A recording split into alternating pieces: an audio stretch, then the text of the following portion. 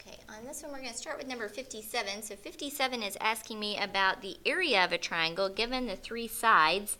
So when I find that, I want to use Huron's formula. And to use Huron's formula, I need to start by finding the semi-perimeter. And the semi-perimeter is just going to be half of the perimeter. So I'm going to start by adding all of the sides together and dividing by 2. All right, so I'm going to start in my calculator with 0.5, so 1/2 times 5 plus 7 plus 10. And that's going to give me a semi-perimeter of 11. All right, so to find the area then for Huron's formula, I'm going to do the square root of 11 times 11 minus 5 times 11 minus 7 times 11 minus 10. So I'm going to take that semi-perimeter and subtract each side from it. So square root of 11 times 11 minus 5 is 6. Times 11 minus 7 is 4, and times 11 minus 10, just 1. You can go ahead and put it in there if you want to. And that's going to give me an area of 16.248. So we'll go ahead and round to 3 decimal places. This one didn't give me any units of measure, so we don't need to put units on there like units squared or anything like that. All right, on 58, they're also asking me to find the area, but this time they're giving me 2 sides and an angle, and when they do that, you're going to do 1/2 times one of the sides that they've given you, so 2, times the other side that they've given you, 4, times the sine of the angle that they've given you, 50 degrees. And since you're multiplying, it doesn't matter which order the sides go in right there. So I'm going to do 0.5 times 2 times 4 times the sine of 50 degrees.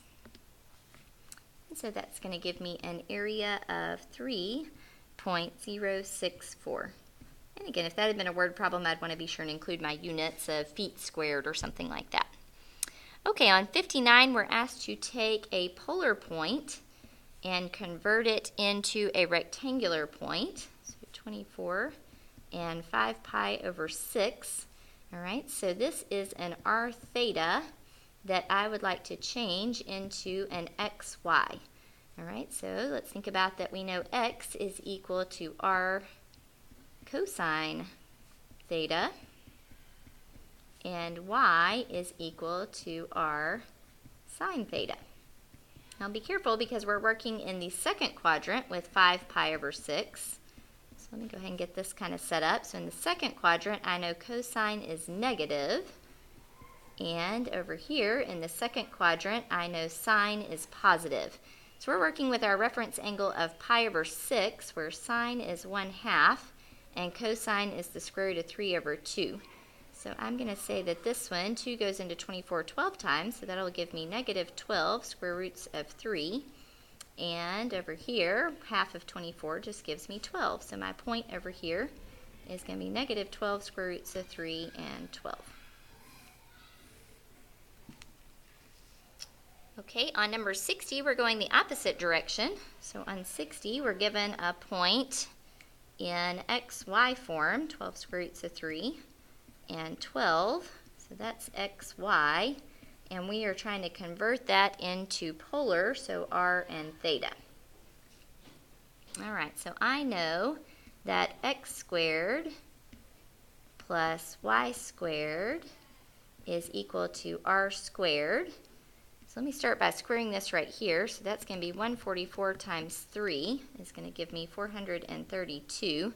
I think if we put that in our calculator with some parentheses, it will square it for us. Let's see here. Yep, it will. And then over here, I know 12 squared is 144. So 432 plus 144 gives me 576. And the square root of 576 gives me 24. So that's a perfect square right there. So r is going to be 24. All right, for theta, I know that the tangent of theta is equal to y over x. So I know here then that the tangent of theta is 1 over the square root of 3. And if I rationalize that, that's going to be the square root of 3 over 3. So I want to know where is tangent the square root of 3 over 3. And if I graph this point right here, this is a positive and a positive. So that's going to be in the first quadrant. And in the first quadrant, tangent is the square root of 3 over 3 at pi over 6.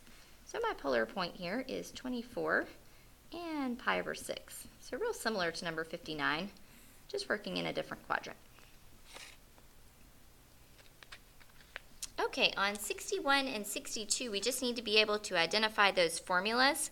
On 61, that's a limison formula, and on 62, that's a lemniscate formula. Let me jump down here to number 63, and I am looking for a place where I have the point 4 and 105 degrees, and I want to find the other names for that. So let me start by just kind of drawing a little sketch of where that is. So let's see here, 105 is going to be kind of right here. Here's 90 right here. So this can be 105 right here. And I want to go 1, 2, 3, 4 circles out. So not my best drawing ever, but that'll work. And I want to find the names for this thing. So I want to find a positive positive, a positive negative, oops, a negative positive, and a negative negative. All right, so that's a positive positive that they've given to us, positive r and positive theta. So let's find the negative name of this angle right here. All right, so I'm going to wrap that on around, and I'm going to say that that's negative 255 degrees right there. So negative 255 would be the other name for this angle right here. All right, then I want to work with the negative angle that corresponds to that. So then I work with a negative 4 radius. And if I wrap that back around into the fourth quadrant, that's going to be at 285 degrees, right down here, 285. And then the negative name for that angle is negative 75 degrees. So this would be negative 4 and negative 75 degrees. So all of those naming that same point right there, either working with a positive or a negative radius. All right, on 64, we are trying to figure out how many petals are in this rose. So if you look at our formula for that, I want to start by finding n. So n is this number right here with theta, so n is 3. And since n is odd, since 3 is an odd number, then that is the number of loops that we have. So our number of petals, or loops, is going to be 3. However, on 65, when you're working with this rose flower, we have an n value of 4, which is even. And when you have an n value that's even, then the number of petals or loops that you have is going to be 2 times n, and so this one's going to be 8. So 8 petals on 65 and 3 on 64.